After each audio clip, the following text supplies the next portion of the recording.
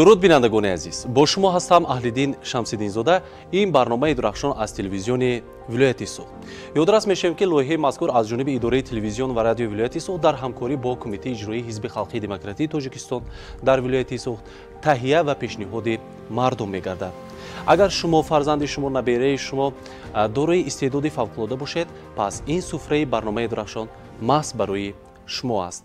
мо ҳар ҳафта кӯшиш мекунем баҳри фароғати шумо бинандагони азизи телевизиони вилояти Суғд як қаҳрамони барномаро дарёфт карда бо гурӯҳи эҷоди манзури шумо дорем ва ин навбат низ мо кӯшиш кардем як тан ҷавони муваффақе ки имрӯз тавонистааст дар озмуни олимпиадаҳои ватанӣ албатта ширкат варзида соҳиби ҷойҳои ифтихорӣ гардад ба барнома даъват кардем. биёед бо як истиқболи самимӣ қаҳрамони барномаро ба барномаи дурахшон даъват мекунем ки аз шаҳри Истаравшан Беҳзод Ғафуров мебошад. Марҳамат.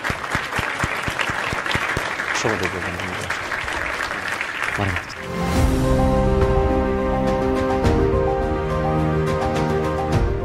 бори дигар дуруд бинандагони азиз, ёдрас мешавем ки барномаи дурахшон аз ҷониби идораи телевизион ва радиои вилояти Суғд дар ҳамкорӣ бо Кумитаи иҷроии ҳизби халқии демократии Тоҷикистон таҳия ва пешниҳоди мардум мегардад. агар шумо дорои истеъдод ва лаёқат бошед, ё шогирди шумо ё фарзанди шумо, набераи шумо, бас рақаби телефоне ки бароятон намудор аст занг занед ё ба саҳифаи рамзии барнома ки бо исми барномаи дурахшони телевизиони вилояти Суғд аст дар шабакаи иҷтимоӣ ҳам фейсбук ва ҳам инстаграм шумо метавонед дар тамос бошед ё дархости худро гузоред. мо албатта инро ба инобат мегирем, чун қаҳрамонҳои барномаи мо ба мо муроҷиат мекунанд, дархост мегузоранд, ҳамин гуна ба барномаи дурахшон албатта даъват мекунем. шумо низ метавонед дархости худро гузоред ва мо хеле хурсанд мешавем ба барномаи дурахшон даъват мекунем. хуб, шуморо пеш аз ҳама ба барномаи дурахшон аз номи тамоми гурӯҳи эҷодӣ хушомадед мегӯем. барномаҳои қаблӣ моро албатта медидед, формати озод дорад, шакли озод дорад, озод бошед, метавонед қаҳва нӯшед, метавонед дар атрофи истеъдоди худатон он чие ки ба хушнудӣ ба даст омадааст баён кунед.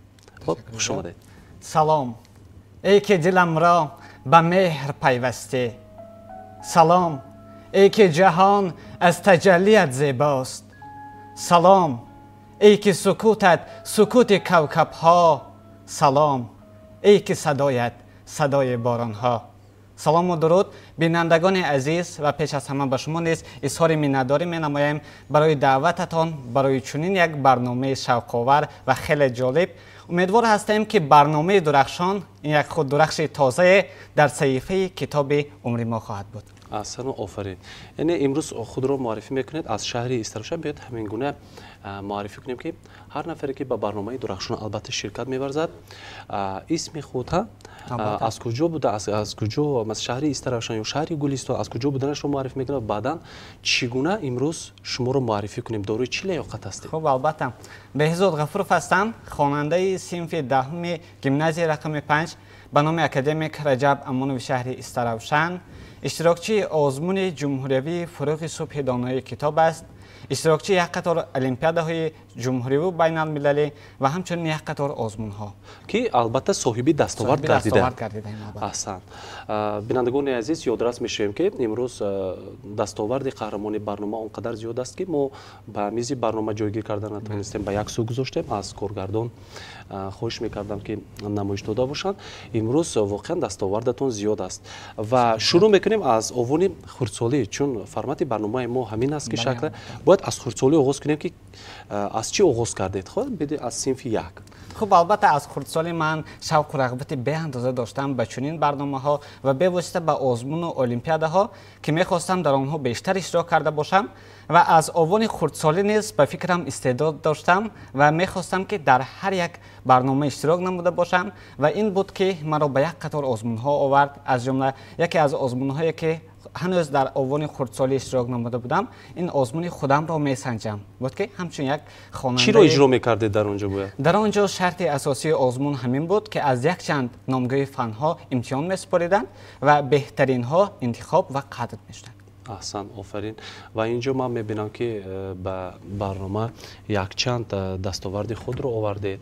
حتی از صنف یکمی تا چهارمی تا حالا دستاوردها زیاد هستند. بینندگان عزیز، نشان دادنی هستند برای شما. افتخارنامه مکافات داده می شود. خواننده صنف چهارم غفورов بهزاد جان ها گیمنازیای رقم 5 برای اشغال نمودن جای دوم در آزمون شهری دانشم را میسنجم بین مؤسسه‌های تعلیمی شهری سرشان. احسن. یعنی که همین گونه دستاوردها در شما زیاد هستند. همزمان اینجا وزارت معارف و علمی جمهوری تاجیکستان با یک سرتیفیکت مخصوص شما را قدر کردند که برای اشتراک در دوره آزمون جمهوری فروغ صبحی دانایی کتاب است. بیاید درباره همین آزمون صحبت کنیم. این به فکر شما همچون یک نوروز که امروز موفقیت‌های اولین خود رو گذاشته است، قدم‌های اولین خود رو گذاشته است در همین پیروها پیشنهاد و برگزاری همین آزمون‌های وطنی چی تاجیکستان وطنی عزیز ما باشه، فروغ صبحی دانای کتاب باشد، چی تاثیر است برای ذوق و کتاب دوستی همین تمام شهروندان تاجیکستان؟ باعث خوشنودی و سرفرازی است که امروز و از جانب اساسگزار صلح و وحدت ملی پیشوای معظم ملت پرزیدنت جمهوری تاجیکستان محترم امامعلی رحمان برای بلند برداشتن تقویت نیروی ذهنی، سخنوری و سخنرانی، بلند برداشتن حس خودشناسی و خودآگاهی یک قطار آزمون‌های جمهوری خیلی باشکوه برگزار گردیده ایستاده است که مثال از این گفته‌ها جاری نمودن آزمون جمهوری فروغ صبحی دانای کتاب است. تاجیکستان وطن عزیز من و علم فروغ معرفت است که به واسطه با سرپرستی پیشوای ملت برگزار گردیده ایستاده است و فکر میکنم که این برای هر یک جوان و به واسطه برای هر یک شهروند تاجیکستان و بیرون از تاجیکستان یک امکانیت بزرگ است. این یک مکتب است و به واسطه این مهر به کتاب بود و شوق و رغبت به چنین آزمون ها بود که مرا نیز به چنین آزمون باشکوه آورد و امسال سال سوم است که در آزمون جمهوری فروغ صبحی دانای کتاب است همچون اشتراکچی شرکت می‌ورزم. خب اعضای حکمان چون اشتراک کردید کمبودی شما را در چی یافتند و از پی اصلاح همراهی کی ترمیم میکنید، یعنی که یعنی کمبودی ها رو اصلاح کرده ایستاده؟ خب سال سوم بود که من در آزمون اشتراک دارم و سال اول با راهنمایی استادم شریف فریدبای در این آزمون قدم نهادم و در سال اول نسبتاً به سالهای دیگر کمی سست‌تر بود تیاری ما و سال گذشته من تا دور نهایی آزمون یعنی دور جمهوری آزمون راه یافتم و در آزمون فعالانه شرکت ورزیدم و برآمد من خوب بود، به جایزه نزدیک بودیم و کمبودی ها نیز بودند. کمی کمبودی ها بود و چی بود کمبودی؟ چی گفتن از حکمان؟ تکرار نمودن لغت ها بیشتر تکرار نمودن لغت ها بود و ما کوشش داریم که همین کمبودی ها را برطرف نماییم و حالا به آزمون دوره ولایتی جمهوری تیاری جدی دیدیم. احسن، آفرین. اینجا میبینم یک چند دیپلم ها رو با خود آوردید. کمیته کار با جوانان و ورزش نزد حکومت جمهوری تاجیکستان این برای گیرنده استیپندی پرزیدنتی در سال تحصیلی 2024 و 2025. احسن، آفرین. و همزمان اینجا 4 شهادتنامه آوردید که این مقامات اجرایی حکومت دولتی شهری استرافشان است برای گیرنده استیپندی رئیس شهری استرافشان. یعنی که این 4 شهادتنامه از شهر استرافشان است و به واسطه این شهادتنامه و دیپلم ها از آزمون فروغ صبحی دانای کتاب است نیست است. خیلی باشد.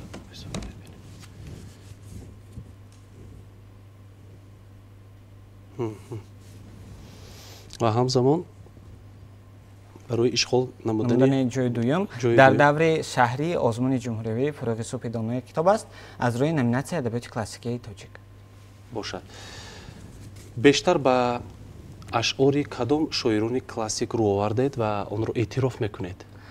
بیشتر به من از اشعار شاعران کلاسیک تاجیک خواجه حافظ شیرازی، شیخ سعدی، عبدالرحمن جامع، ابوالقادر بیدل، استاد رودکی پسند است. بیاید استاد ابوعبدالله رودکی یک غزل پیشنهاد کنید.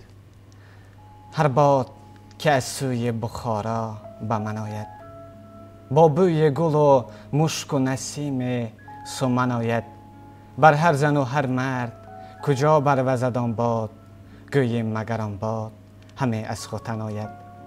نه نیز خوتن باد چنین خوش نوزد هیچ، کان باد همه از بر معشوق من آید. هر شب نگرانم به یمن تا تو برای زیرا که سهیلی و سهیل از یمن آید. کوشم که بپوشم صنما نام تو از خلق تا نام تو کم در دهن انجمن آید. بر هر که سخن گویم اگر خواهم و گر نه اول سخنم نام تو اندر دهن آید. احسن، آفرین میگم. شما میبینم که لیاقت سخنوری هم دارید، یعنی که در یگون محفل هایی مثلا مؤسسوی رویگی هم میکنید.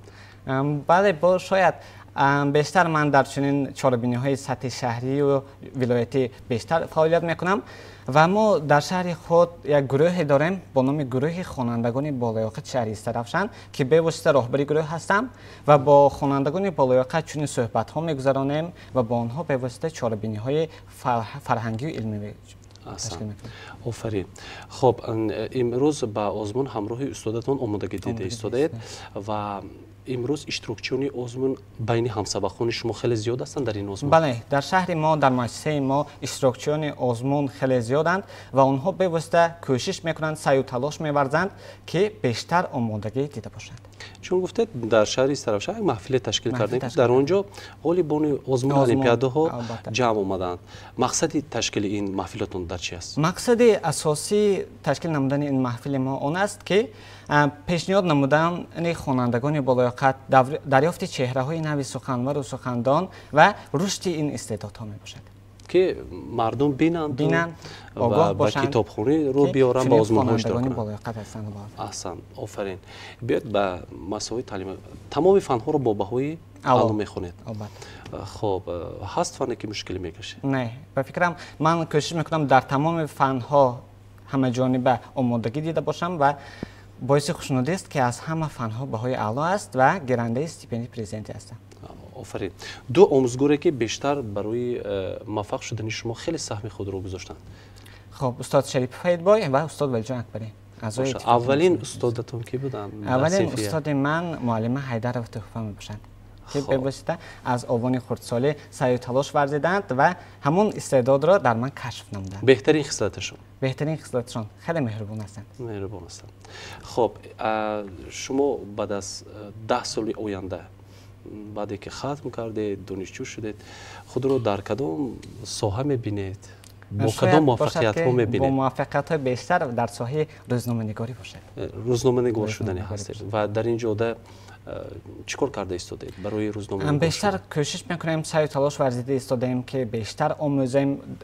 کوشش ورزیده ایستادم که یک چند زبانهای خارجی را از بر نموده باشم و برای آبادی و شکوفایی تاجیکستان عزیز تلاش ورزیده باشم. امروز در گیمنازیوم شما برای از خود کردن همه فن‌ها شرایط است؟ بیاید درباره مؤسسه تعلیمی صحبت کنیم. سپاس میگویم به سرور گیمنازیوم که امروز در مؤسسه ما تمام شرایط‌ها برای آموزش تمام فن‌ها مهیا است و هر یک در گیمنازیوم ما خوانندگان فعال نیز خیلی زیاد هستند که شماره آنها روز از روز بیشتر گردیده ایستاده است. احسن، آفرین. بهترین لحظه هایی که در آزمون ها برای شما رخ دادند و هیچ گاه فراموش نمیشوند. البته این بهترین لحظه های آزمون ها این است که با مشقت، با زحمت وقتی در آزمون ها شرکت می‌ورزی و وقتی که این همه زحمتی تو، این همه مهنتی تو قدر کرده می شود. یعنی که این تمام همون لحظه فکر میکنم برای هر یک غالب، برای هر یک اشتراکچی آزمون لحظه فراموش نشونده و لحظه خاطرماند باشد. بود در مؤسسه تعلیمی لحظه هایی که هیجان آور بودن؟ بله، البته چون من با سال ششم است که در المپیاد جمهوری از فن زبان و ادبیات تاجیک اشتراک نموده ایستادم و همه ساله صاحب جای گردیده ایستادم و در مؤسسه تعلیمی ما وقتی که غالب آزمون بودم همچون غالب مرا پیشواز گرفته بودند و این یکی از لحظه های خیلی هیجان آور برای من بود. باشد. شما در قطار آزمون ها با المپیاد ها هم اشتراک میکنید. از صنف یک گیرین تا صنف چند حاضر؟ صنف چند 10 هستید. با کدام المپیاد ها اشتراک کرده؟ از کدام فن ها؟ بیشتر به المپیاد جمهوری از فن زبان ادبیات تاجیک و همچنین المپیاد بین المللی از فن زبان انگلیسی. زبان انگلیسی جای چندم شدید؟ همچنین اشتراکچی یک چند مرتبه اشتراک نمودم و حالا نیز کوشش ورزیده ایستادم تا زبان دولتی؟ 3 مراتبه در جمهوری سزاواری جوی سیم گشتم. جوی سیم. در ولایت 4 مراتبه و در دولت شهری 6 مراتبه جوی یکم دوم گشتم. چرا در قطار اینقدر فن‌های زیاد محض فن زبان دولتی؟ بیشتر فکر میکنم مهر و محبت و شوق و رغبت به کتاب، علم و شعر و سخن بود که مرا محض به آزمون جمهوری فروغ صبحی ادامه کتاب است و زبان و ادبیات تاجیک آورد. خب حصه های نطق چند تا؟ 10 تا. کدام ها؟ اسم، صفت، فعل، شماره جانشین، ظرف، پیشایند و پسایند، پیوندک، حصه‌چه، ندا. آفرین، احسن. چگونه عباره ساخته می شود؟ عباره پیوند دو کلمه را عباره می نامند که از جهت معنایی به هم علاقمند است. آفرین، احسن. یک معلومات دارید. البته. خب در قطار این به فن‌های زبان روسی چی؟ البته میل و رغبت دارم بیشتر به فن‌های زبان روسی و انگلیسی که کوشش ورزی استادم آنها را نیز مکمل‌تر و بهتر آموخته باشم. به فکر شما چرا امروز ما باید فن‌های هم مثلا زبان‌های انگلیسی، روسی و دیگر زبان‌های خارجی رو آموزیم؟ به فکر شما همچون یک نورسی که می‌خواهید در آینده موفق باشید، مجهز با علم‌های زمانوی باشید، به فکر شما برای چی لازم است؟ فکر می‌کنم که برای هر یک شخصی که می‌خواهد در آینده متخصص ساحه خود باشد، به واسطه از ساحه انتخاب کرده خود باید که نه کم از 3 زبان خارجی را داند. از جمله دانستن زبان‌های روسی و انگلیسی این حتمی میباشد. و علاوه بر این که ما در زمان تکنیک و تکنولوژی زندگی کرده ایستادیم، هر یک شخص باید که به واسطه با کامپیوتر نیز سر و کار داشته باشد و استفاده برده تواند. کتاب‌های بدیعی مخصوصاً افسانه‌ها باشد، حکایه‌ها مشغول هستید به این هم دست دهید؟ چون در آزمون فروغ صبحی دانایی کتاب است اشتراک ورزیدم و امروز 110 غزل، 150 رباعی و 2 بیت، 200 بیت پارچه از داستان، 130 بیت قصیده، 150 بیت دیگر نمهای شعری و بیش از 27 اثر نثری کلاسیکی را از بر نمودم. این به من راه گشاد که بیشتر مقاله نوشته باشم و شعر گفته باشم و امروز من بیشتر کوشش میکنم که شعر ایجاد نموده باشم و از این جاده، از این سمت به من استادم اعضای اتفاق نویسندگان تاجیکستان شاعر استاد ولی جان اکبری راهنمایی میکنند و نازکی‌های این ساحه را به من میآموزند. اصلا آفرین. برای اثبات مقاله ها اینجا به فکرم شما یک چند مقاله های من در پیام استرابشن، کاروان امید، گنج آراسته نشر شدند که در این موضوع شما چی رو در نظر داشتید؟ در اینجا این مقاله نوی من بود درباره وحدت ملی. درباره وحدت ملی. جشن وحدت ملی. احسن. آفرین. به فکر شما این وحدت برای ما چی آورد؟ وحدت به واسطه وحدت این آسایشتگی دولت است، شکوفایی و به واسطه هر یک نفر باید این نعمت خداداد را قدر کند و محض صلح و وحدت، استقلالیت راه جوانان را به سوی تشبثکاری و سازندگی باز کرد و زمینه گذاشت که نمایندگان این قشر آینده بنیاد در رشد و انکشاف مملکت سهم نظررس و شایسته داشته باشند و فکر میکنم که این نعمت خداداد است برای کشور ما، تاجیکستان ما که امروز ما در فضای صلح و آسایشتگی حیات به سر میبریم که این بخت است. باشد یک عباره یک بیاد شعار میسازید با وحدت. وحدت این آسایشتگی دولت است. آفرین. اصلا بسیار قفه بندش خوب است. خب چون گفته شعر می نویسم، اولین شعری که نوشته در وصف چی بود؟ در وصف وطن بود که به واسطه آن رو نیز نشده بود و امروز بیشتر من روی آوردم به ژانر کلاسیکی شعرها، غزل البته و نوشتن غزل. خب میتونید از ایجادات خودتان یک شعر پیشنهاد کنید؟ در موضوع چی است؟ لحظه های زندگانی. باشد مرا. لحظه های زندگانی هم غنیمت بوده است. آنچه میماند ز آدم خیر و همت بوده است. زیستخویی و طمع‌جویی و خشم و بخل و کین انتهایش ناتوانی درد و علت بوده است. با مرام زندگانی عمر انسان می رود. از همه نعمت در عالم وقت قیمت بوده است. علم و دانش پیشه کن تا که نباشی جاهل، حال نادان در عذاب و رنج به حد بوده است. گه نشاط و شادمانی، گاه محزونی و غم، این همه بر ذات آدم کار قسمت بوده است. این همه بر ذات آدم کار قسمت بوده است. تا توانی هیچگاه محتاج نامردان نشو، آنچه می آید ز دستش بار منت بوده است. راستگوی و راستخو شو، نیکخویی کسب کن، خوی نیکو آدمی را زیب و زینت بوده است. بهزاد از گردش ایام می آموز پند، زندگی خود بهر انسان پند و حکمت بوده است.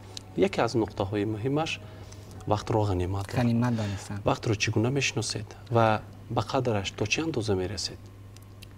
گمان فکر میکنم که وقت این مثل دریای است که روان جاری می شود و از آن گواه می دهد که زندگی ما نیز رفته ایستاده است و فکر میکنم هر یک شخص هر یک این نعمت بزرگ را باید ثمرناک استفاده برد و صرف اندوختن علم و دانش باشد و هر یک ثانیه هر یک لحظه آن را غنیمت شمارده باشد. به کدام مقدسات حیات وقت رو مانند میکنید؟ مقدسات حیات، این وقت حکم اولیه است. البته این آسایشتگی است. باشد. خب زود یک ربایی پیشنهاد کنید. از کی است؟ پیشنهاد کنید. ربایی از استاد ابوعبدالله رودکی. مرحبا. جایی که گذرگاه دل محزون است، آنجا 2000 نیزه بالا خون است. لیلی صفتان ز حال ما بخبرند، مجنون داند که حال مجنون چون است. دو بیتی. مرا نه سر نه سامان آفریدند، پریشانم پریشان آفریدند. پریشان خاطران رفتند در خاک، مرا از خاک ایشان آفریدند. باشد. کوتاه یگان جای مغزی قصیده رو پیشنهاد کنید. مرا بیسود و فرو ریخت هرچه دندان بود، نبود دندان لابل چراغ تابان بود. سپید و سمرده بود و دور و مرجان بود، ستاره سحری بود و قطره باران بود. یکی نماند کنون زان همه بیسود و بریخت، چه نحس بود همانا که نحس کیوان بود. نه نحس کیوان بود و نه روزگاری دراز، چی بود من بگویم قضای یزدان بود. جهان همیشه چو چشم است گرد و گردان است، همیشه تا بود آینش گرد گردان بود.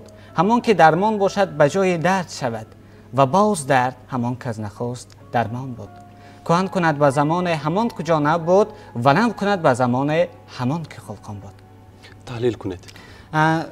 قصیده از استاد ابوعبدالله رودکی است، قصیده شکایت از پیری و استاد رودکی میگوید که مرا در ایام جوانی در ایام شور و خروشی حیات خود خیلی حیات آسایشته بود، دندانهای سپید بود میگوید و وقتی که با گذشت وقت با مرام زندگانی این همه از من رفت و در یک حال افتاده موندم که امروز نسبت به آنها خیلی بد است.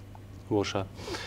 در ایجاد کردن شعر، در شاعری، در راه شاعری، در زندگی انمی شاعری از همه مشکلش چی است؟ فکر میکنم که هر یک اون شخصی که نفره که ایجادکار باید باشد بیشتر از اشعار ادیبان و شاعران ادبیات کلاسیکی تاجیک بیشتر آگاه باشد و بیشتر شعر و کتاب ها را مطالعه و از بر نموده باشد. این راه میدهد به ایجادکاری، به نوشتن شعر و مقاله ها بیشتر حرکت میکند. در زندگی از چی خرسند میشه؟ در زندگی از دیدار دوستان. هیچ شادی نیست اندر این جهان برتر از دیدار روی دوستان. هیچ تلخی نیست در دل تلختر از فراق دوستان پرهنر. شعر از کی است؟ استاد ابوعبدالله رودکی. وقتی که ایجاد کردن چی رو در نظر داشتن؟ فکر میکنم که اون شخصانی که خویشاوندان و پیوندان، اون شخصانی که دوست نزدیک هستند، دوستان جانی را در نظر داشتند. جمله به جمله تحلیل میکنیم. هیچ شادی نیست اندر این جهان، در روی جهان هیچ شادی، هیچ نشاط، هیچ خرسندی نیست برتر از دیدار روی دوستان. از دیدار دوست دیده هیچ شادی بهتر شده نمیتواند و هیچ تلخی نیست در دل تلختر از فراق دوستان پرهنر. یعنی که برای ما هیچ غم، هیچ یک اندوهی از آن بیشتر نیست که ما را یک دوست پرهنر، دوست مشفق و غمخوار ترک نماید. آفرین. شعر رو باید علمین گونه تحلیل کرد، چون بسیار نفرها شعر رو میخونند، باید به مضمون درک آن بروند و امروز سببی در آزمون‌های جمهوری فروغ صبحی دانای کتاب است پرسیدنی اعضای حکمان لغت ها از همین عبارت است که وقتی که انسان لغت ها را خوب میداند، قرائت شعر میکند یا شعر را از خود میکند، الکی به مضمون و درک معنی آن چخورتر میرود. درست است؟ بله. خب به فکر شما امروز مقام منزلت آموزگار برای خواننده چی آموزگار است؟ این فکر میکنم یک راهنما در جاده علم و دانش است. محض آموزگار است که به خواننده نوشتن و خواندن را یاد میدهد، او را راهنمایی میکند و به عالم علم و دانش راهنما میسازد. و میخواهم یک شعر درباره آموزگاران از ایجادات خود قرائت نموده باشم و میخواهم به تمام استادان، تمام آموزگارانی که بهر به این جاده ها رسیدن من کوشش ورزیدند اظهار منتداری نموده باشم. تشکر بر تو استاد و معلم که داده بهر ما تدریس و تعلیم. تو شخص مهتری و خاکساره، تو دارای وجود بی‌غباره. ز درس صلح تو می یابد آغاز، برای نسل ملت راه پرواز. توی خود فیض بخش زندگانه، وجود توست کان مهربانه.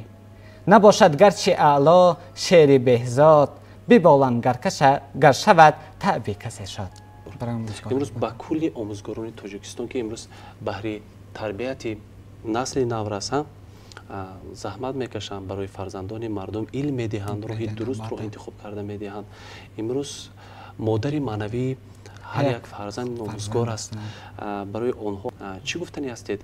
همچون یک شاگرد، همچون یک خواننده به تمام کل آموزگارانی که شاگردان خود را در جاده علم و هنر راهنمایی می‌نمایند اظهار منتداری خود را می‌رسانند. بله، امروز مقام منزلت آموزگار در نزد تمام جامعه البته بلند برداشته شد و این نکته را در پیام نوبتی خود پیشوای معظم ملت محترم امامعلی رحمان خیلی عالی بیان کردند و تاکید داشتند که امروز آموزگار البته مقام منزلتش باید بلند برداشته شود، زیرا او میتواند نسل باسواد ملت را البته آماده کند که میتواند آینده این ملت ابرقدرت تاجیکستان که صاحب استقلال است، جوان است، صاحبی کرده توانسته باشند. و ما امروز تمام فرزندان تاجیک نزد آموزگاران خود البته سری تعظیم فرود میاریم و اون زحمت هایی که برای علم آموختن ما، علم دادن ما زحمت کشیدن، اونها رو قدر میکنیم. با محبت، با سخنهای خوب، با یک رفتن نگاه بین کرده خبرگیری صمیمی خود البته باشد. خب چون گفتید مقاله ها می نویسم، در جاده مقاله نوشتن استادتون کی هستند؟ در جاده هم شعر و هم مقاله اعضای اتفاق نویسندگان جمهوری تاجیکستان شاعر استاد ولجان اکبری. آفرین، احسن میگم. خب امروز به شما وقت دهیم درباره برنامه درخشان یک شعر ایجاد کرده میتونید؟ البته میتونم، کوشش میکنم. کوشش میکنید.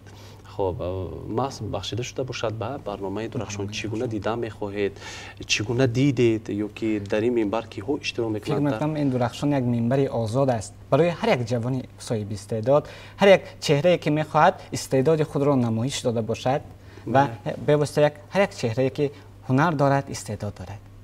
چقدر وقت لازم است برای شما برای ایجاد کردن این شعر؟ خیلی وقت طولانی لازم نیست. خب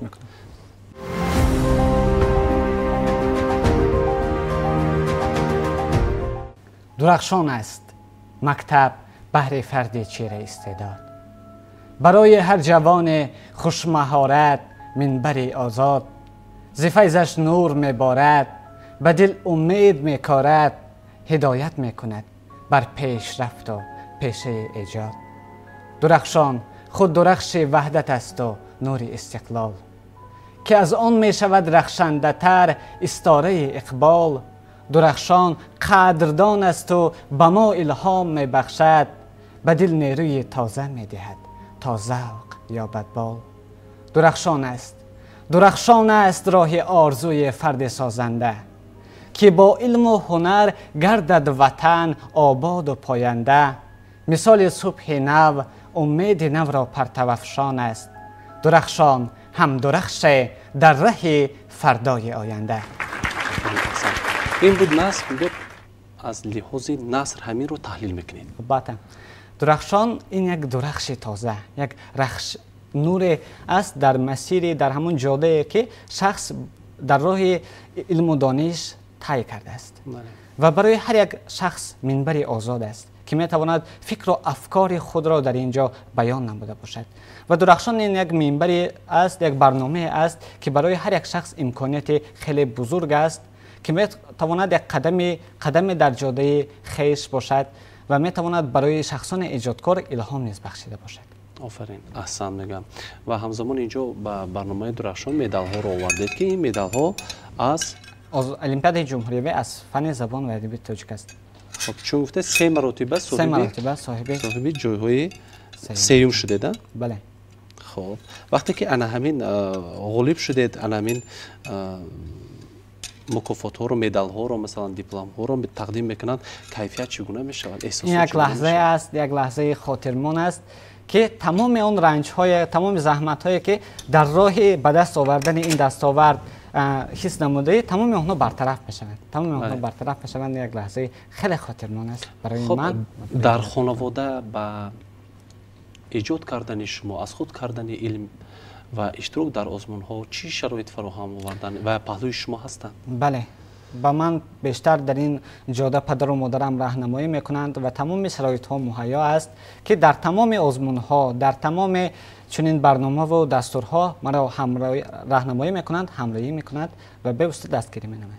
یعنی که نقش پدر و مادر در از خود کردن علم فرزند خیلی چی است؟ خیلی بزرگ است، خیلی نقش بزرگ دارد. فکر میکنم که برای هر یک جوانی که صاحب استعداد است، نقش پدر و مادر این یک نقش به واسطه اهمیت خاص دارد. امروز برای تحصیل کردن در مؤسسه تعلیمی شما همه شرایط هست. امروز برای پیش بردن ایجاد شما امروز میتوانید مجموعه کتاب ها رو مثلا روی چوب بیارید.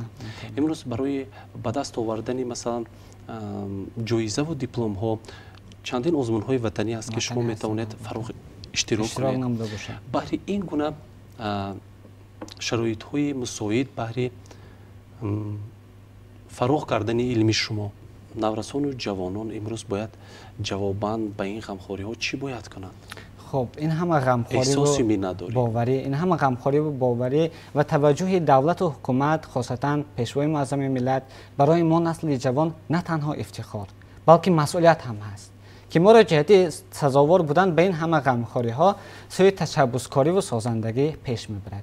و هر یک جوان خودآگاه و خودشناس باید در جاده علم و هنر کوشش نماید، سعی ورزد و در آینده همچون یک متخصص ساحه خویش بهر آبادانی کشور سعی و تلاش ورزیده باشد.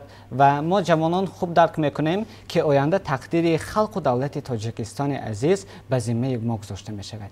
این رسالت خیر، یعنی حفظ و آباد کردن و به نسل‌های آینده بی‌گزند به میراث گذاشتن سرزمین اجداده مسئولیت و افتخار بزرگ است. دو جای تاریخی یا سه جای تاریخی که در شهر استرافشان هست و برای سیاحان، برای کلی شهروندان ولایت سوخت تاجیکستان توصیه میدید که بیایند، بینند، استراحت کنند، فراغت کنند. کجا است؟ شهر استرافشان از جمله اون شهرهای در کشور ما به شمار می رود که خیلی قدیم است و تاریخ بیش از 2500 ساله دارد و یکی از جایهای خیلی تاریخی شهر استرافشان این قلعه موغ است که نوسازی کرده شده است و یکی از دیگر آنها حضرت شاه است و گنبد است که در آنجا خیلی یک جای قدیمی می باشند و رسته هنرمندان در شهر استرافشان موجود است که شهر استرافشان سال گذشته شهر جهانی هنرمندان شد از جهت کارتسازی و در راسته هنرمندان اون مهمانانی که به شهر استرافشان تشریف می‌آورند می‌توانند از دسترنج مهنت آنها دیدن نموده باشند و به خود ارمغان هم خریده باشند. کدام نمودی هنر بیشتر و بیشتر رواج و رونق یافته است؟ در شهر ما بیشتر کارتسازی خیلی رواج و رونق یافته است که در اینجا استادهای خیلی خوشمهارت، ماهر البته فعالیت میکنن. احسن، آفرین. یعنی که مردم رو دعوت میکنه که به قلعه بیان. آفرین، احسن.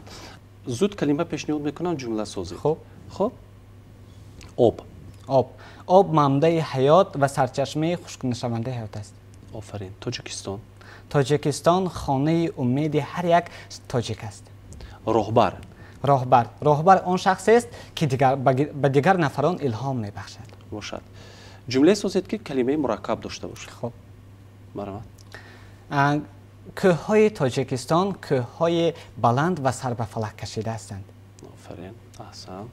خب باشد. چرخبال. چرخبال های زیاد دیروز ما نگاه میکردیم که از فضای ما پرواز کرده گذشت. پرندگان خوش‌آواز در چمن نغمه سرایی میکردند. ماه گرچنده که شب خیلی تاریک بود، اما ماه با جلوه خود شب سیاه را روشن میکرد. ما را بهشت صحبت یاران همدم است. این شعر از کی است؟ از شیخ سعدی. باشد. ما را بهشت صحبت یاران همدم است. دیدار یار نامتناسب جهنم است. هر دم که در حضور عزیز برابر دریاب، کس حیات جهان حاصل آن دم است. نه هر که گوش و چشم و دهان دارد آدمی است، بس دیو را که صورت فرزند آدم است. آن است آدمی که در او حسن سیرت است، یا لطف صورت است دیگر حشف عالم است. آنان که در بهار به صحرا نمی روند، بوی خوش ربیع برایشان محرم است. وان سنگ دل که دیده بسازد زیروی خوب، پندش مده که جهل در او نیک محکم است. گر خون تازه می رود از ریش های دل، دیدار دوستان که ببینند مرهم است. دنیا خوش است و مال عزیز است و تن شریف، لیکن رفیق بر همه چیز مقدم است. ممسک برای مال همه ساله تنگ دل، سعدی برای دوست همه روزه خرم است. خب برای همسالان، برای کل تماشابینان تلویزیون ولایتی سوخت مخصوصا برنامه درخشان چه گفتنی دارید؟ به کل آن نفرانی که برنامه را تماشا نمودند توصیه می‌دهم و همچنین به همسالان خود که می‌خواهند در جاده علم و هنر قدم مانده باشند و از فرصت مناسب که حالا تعطیل است وقت را ثمراناک استفاده برند و بیشتر وقت خود را مصرف اندوختن علم و دانش نمایند، بیشتر کتاب‌های بدیعی را مطالعه نمایند و به چنین آزمون‌های وطنی از جمله آزمون جمهوری فروغ سپیدانه کتاب است، تاجیکستان وطن عزیز من، علم فروغ معرفت و تاجیکان در آینه تاریخ ملت اشتراک ورزند و فعالانه در چنین برنامه‌ها عمده اشتراک نمایند. من می‌خواستم انجام برنامه درخشان را با سخن‌های شهدآمیز وطن دوستانه جنبش کنیم. بگذار هم نظم و نثر باشد. البته. از جانب شما. الا ای هموطن، شکر زمین و این زمان فرض است که جان دادن برای مرز و بوم این مکان فرض است. وطن یکتاست، مادر همردیف او اگر دانه، به یزدان سجده کردن در وطن هم بیگمان فرض است. در آغوش پرانوارش همیشه دل جوان مانیم، وطنداری و پاس او به پیر و هر جوان فرض است. فکر میکنم وطن عزیز ما تاجیکستان عزیز برای هر یک نفر خیلی عزیز است و ما باید شکر این همه آزادی و آسایشتگی نماییم که در چنین فضای صلح و آبادی حیات به سر داریم. و در نهایت برنامه میگوییم که تاجیکستان ما همیشه گل شکوفان باشد، آسمانش صاف باشد و مهمتر از همه تنجی و امانی باشد که این هدیه پیشوای ملت بهر مردم تاجیک است که امروز وطنمان صلح پیچ است و امروز تاجیکستان را همچون یک وطن امندار میشناسند، صاحب امن است و باشد که وطن ما همیشه صاحب استقلال باشد، وحدت، صلح و وحدت همیشه پاینده باشد. احسن. من تشکر میگم که به برنامه ما شرکت ورزیدید. از نام تمام گروه ایجادی باقی در جاده هم علم هم اشتراک در آزمون‌ها، از نام تمام گروه ایجادی موفقیت سربلندی. بینندگان عزیز یادرس میشیم که برنامه درخشان از جانب اداره تلویزیون و رادیو ولایتی سوخت و در همکاری با کمیته اجرایی حزب خلقی دموکراتی تاجیکستان در ولایت تهیه و پیشنهاد مردم میگردد.